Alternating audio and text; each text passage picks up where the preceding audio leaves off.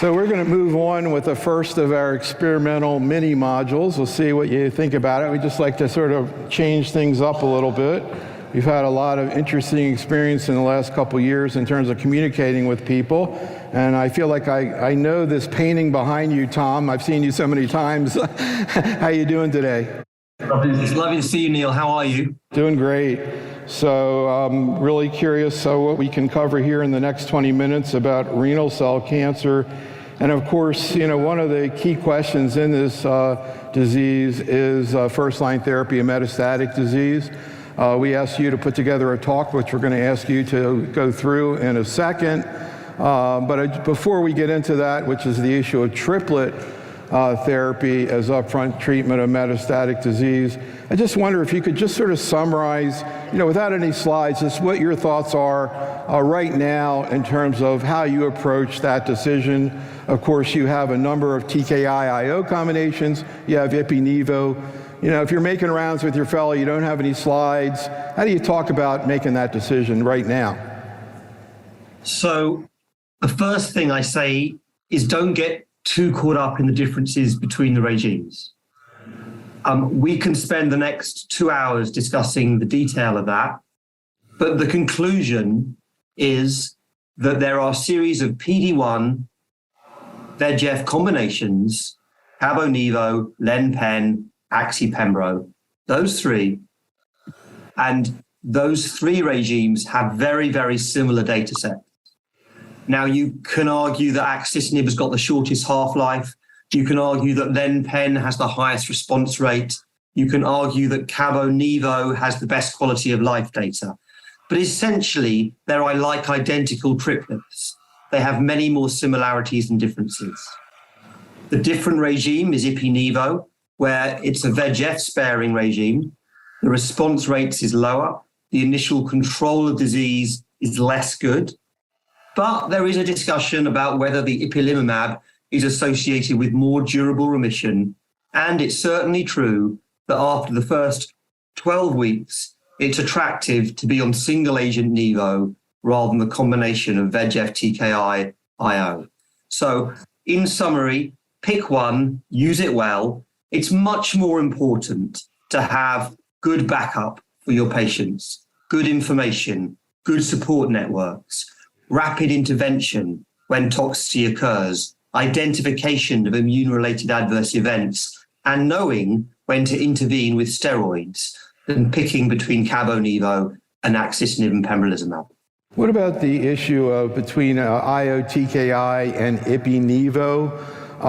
You can look at guidelines, you can look at trials. We ask people what they do, and one of the things I sort of hear, I think, is it seems like people favor Ipi-Nivo unless the patient is symptomatic and needs a response. I mean, that's my simplified way of looking at it. Is that the way you look at it, or maybe a little bit differently? I actually don't look at it that way. I'm not as convinced that Ipi-Nivo has any data to show it's preferential over the VEGF-TKI PD-1 combinations.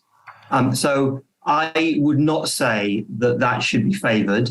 And I would argue potentially that there are clearly some patients who should have VEGF-TKI-IO, but I'm not clear which patients should have Ipi-Nivo.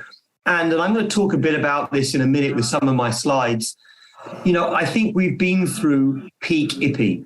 I think the ipilimumab data from 2 years ago with that excellent PFS curve was the best data we've seen. What we've seen since then is more data, which hasn't been as compelling. The adjuvant Ipi-Nivo trial was not positive, for example. We would have expected, if it was by far the best regime, we would have expected it to do something, and it didn't. We've seen a trial called the PRISM trial, where we showed that actually there weren't as many long-term durable remissions. It was a randomized phase 2, not a randomized phase 3, all the caveats with that. There are some people who feel super passionately about Ipi-Nivo, and I have huge respect for them. I'm not anti-Ipi-Nivo. I just think it's in the same ballpark as the other drugs. So the art of oncology. Again, before you get into your talk on these new data, what about second-line therapy based on the initial direction? So second-line therapy after ipi-nivo, second-line therapy after TKI-IO. So the first thing to say that's important is that if you've had VEGF-TKI IO therapy or ipi-nivo, it doesn't appear that one regime afterwards is better than another. We don't have any data to support that. And the level of evidence in the first line setting is level 1A for ipi-nivo and all the VEGF-TKI combinations. The level of evidence in the second line setting is currently level 3. But what I can tell you is 3 important things. Number 1 is there's no evidence that one VEGF-TKI is better than another one in this setting, and therefore use one you haven't used previously. You don't have to use Cabo, you don't have to use lenvatinib everolimus, for example.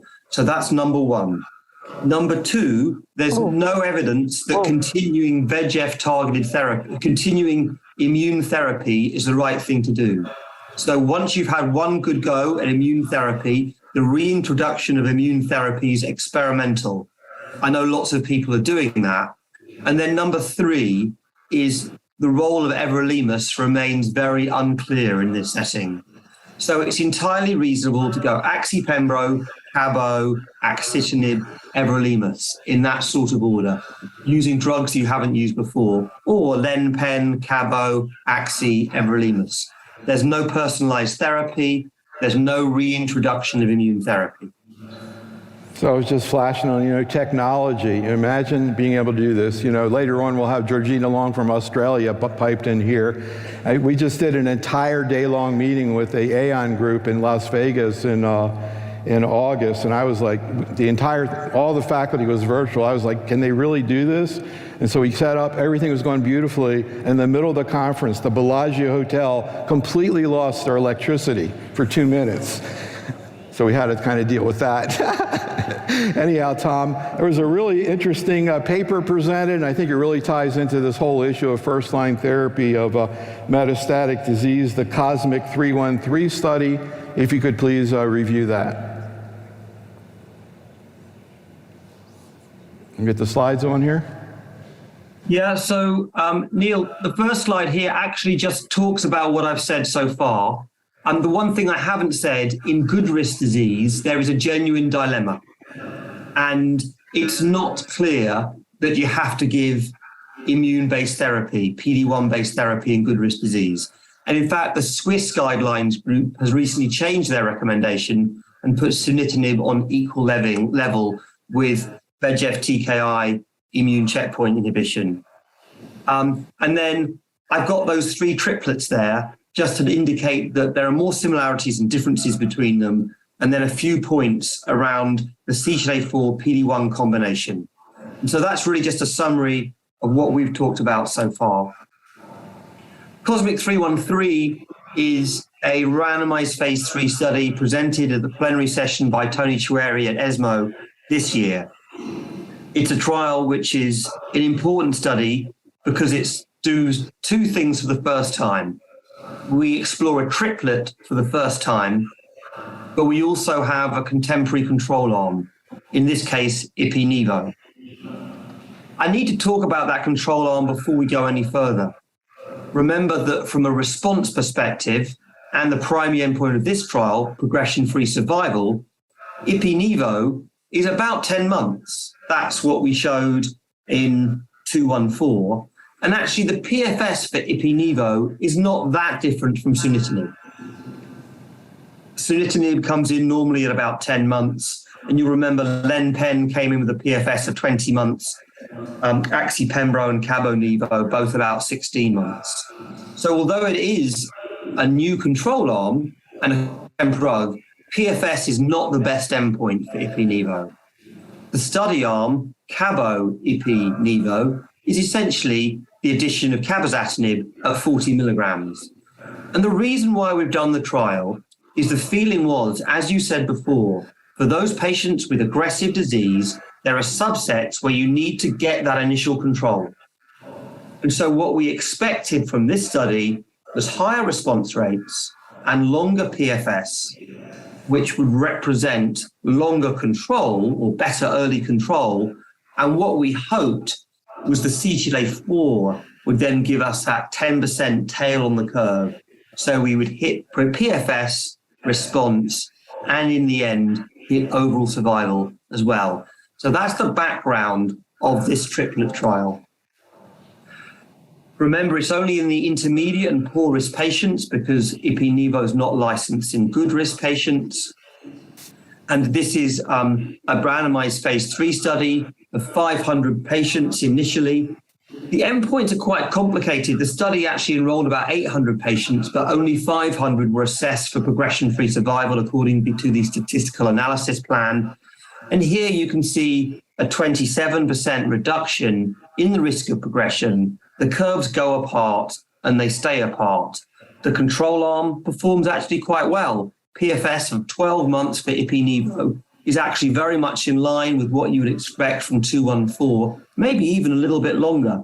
So I think it's an attractive endpoint. And of course, this trial hits its primary endpoint based off this data.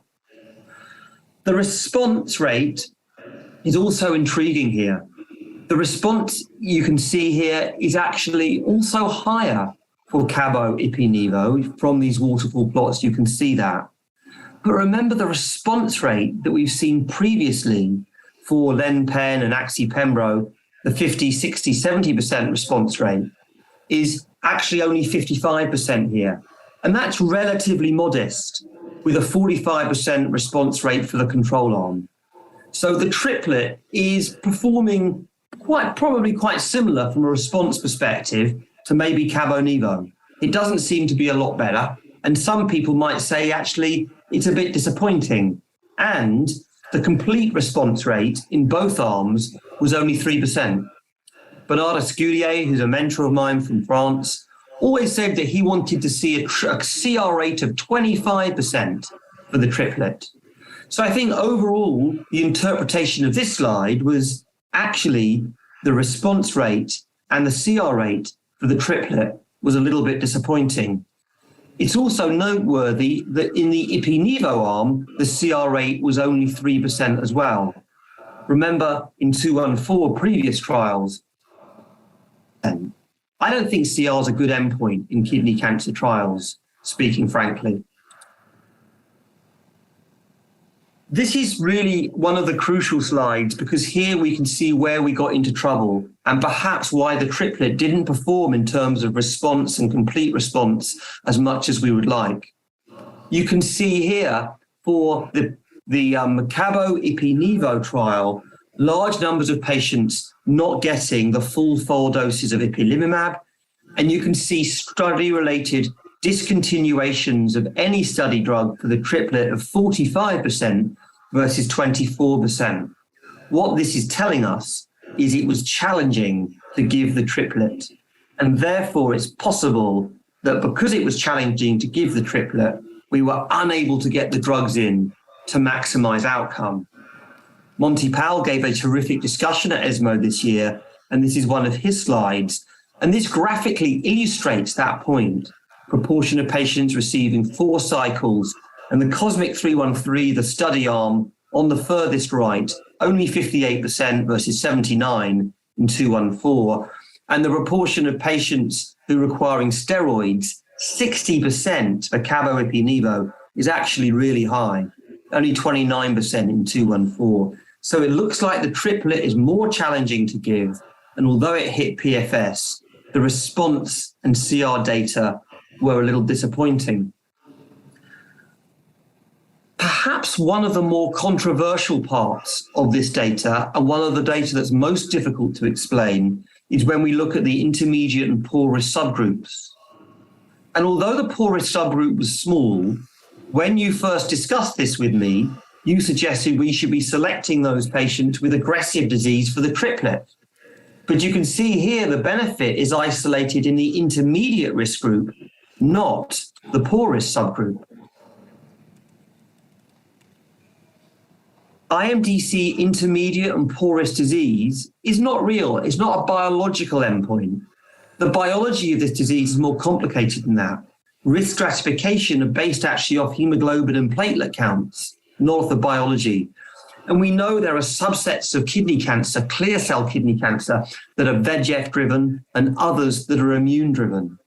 And actually we can see that in the poor risk group, they are the most immune driven patients. And that's probably why Ipi-Nivo is doing as well as Cabo Ipi-Nivo. And there is a question now about whether VEGF targeted therapy is doing anything in this poor risk group. And this picture here on the right is one which I'm beginning to think about more and more in my mind. I said to you at the beginning that the Swiss have changed their guidelines for sunitinib for good risk patients. I've also just shown poor risk patients, the addition of cabozantinib to Ipi-Nivo didn't make much difference. And it's likely, in my opinion, that the biology of good risk disease is driven by VEGF. The biology of poor risk disease is driven by immune signatures or immune suppression. And therefore, what this tells us is there are definitely biomarkers that we should be using, and we now need to explore which patients need VEGF-targeted therapy and which patients need CTLA-4 therapy. The reason why we need to explore the CTLA-4 issue is the adjuvant CTLA-4 study versus placebo showed no benefit for DFS. This means that the CTLA-4 story is not clearly benefiting all patients. I think we can all agree on that. Now, whether it's benefiting anyone, we need to wait and see. There's a study of Ipi-Nivo versus Nivo coming out in the not too distant future, which is an important trial. But it is becoming clearer to us that we need to start selecting patients in clear cell renal cancer. We're not doing that well enough at the moment. The IDMC classification based off platelet counts and hemoglobin and neutrophils seems hopelessly outdated to me. What does all this mean? Well, I think it's fair to say that it's unlikely the Cosmic 313 data of Cabo Ipi-Nivo will have a big impact on first-line disease without any overall survival signal, which we've not seen yet. Why is that the case? Well, although it's beaten Ipi-Nivo for progression-free survival, Cabo-Nivo and Axi-Pembro and Len-Pen would have had a more challenging PFS curve, and it may not have beaten that. The role of cabozantinib in the poorest patients has now been highlighted, just as the role of Ipi in the good risk patients has been highlighted. It's therefore hard to identify a group of patients who you would want to treat this triplet, even if it was approved. It's important to acknowledge that the IDMC poorest patients, we want to get control, but in that group, Cabo Ipi-Nivo didn't appear better than Ipi-Nivo, and I'm troubled by that. Triplet therapy looks difficult to give. It looks more difficult than the doublets, and that's probably why there was some impact on efficacy. It's important to note that this is the first trial that's positive to beat a doublet. That's a very positive thing, and it means we're moving forward in this disease. And indeed, there are other triplet trials around the corner. If Cosmic 313 comes in with a significant survival signal, it will change practice in the future, despite all of the caveats which I've said today. Thank you very much. Thanks, Tom. One final question, just get your thoughts on a really exciting agent, belzutifan. Can you talk a little bit about how it works and not only its use right now in von Hippel-Lindau, but also maybe its future use in sporadic RCC? Yeah, so it's really exciting, a new mechanism of action. Bill Kalin's work won a Nobel Prize with him and his group based off the HIF2 alpha axis, and belzutifan as an inhibitor of a transcription factor targeting HIF2 alpha. It essentially, HIF2 alpha is crucial in the VEGF pathway and is closely linked with VHL, which is why it's been tested in individuals with VHL disease and renal masses. The New England Journal publication, Eric Jonash, terrific piece of work, great control of disease in that subgroup of patients. But we're also seeing about 25% response rates in immune and VEGF refractory clear cell renal cancer, so heavily pretreated patients, we're seeing activity of this transcription, this inhibitor of this transcription factor, HIF2 alpha. There are a number of other transcription factor or HIF2 alpha targets that are being developed as well. But belzutifan has an incredibly ambitious development program. There's a randomized phase 3 versus everolimus in the third line setting, third, fourth, fifth line setting, so in immune and VEGF refractory disease. There are also frontline trials looking at it in combination with lenvatinib and pembrolizumab. There are second line trials looking in combination with cabozantinib, and there are adjuvant trials looking at it in combination in the adjuvant setting with pembrolizumab. It's probably, no, it's not probably, it is the most exciting new target we currently have in randomized phase 3 in kidney cancer, and I will be expecting the results of these trials over the next 1 to 5 years. There is a good chance that they'll change practice. The one thing I'd like to say is that I think that it is such a specific target to HIF2 alpha that I think we can find a biomarker for this drug. And I think we should make efforts to do that. So Tom, thank you so much for joining us today. Have a great afternoon. Thank you very much indeed.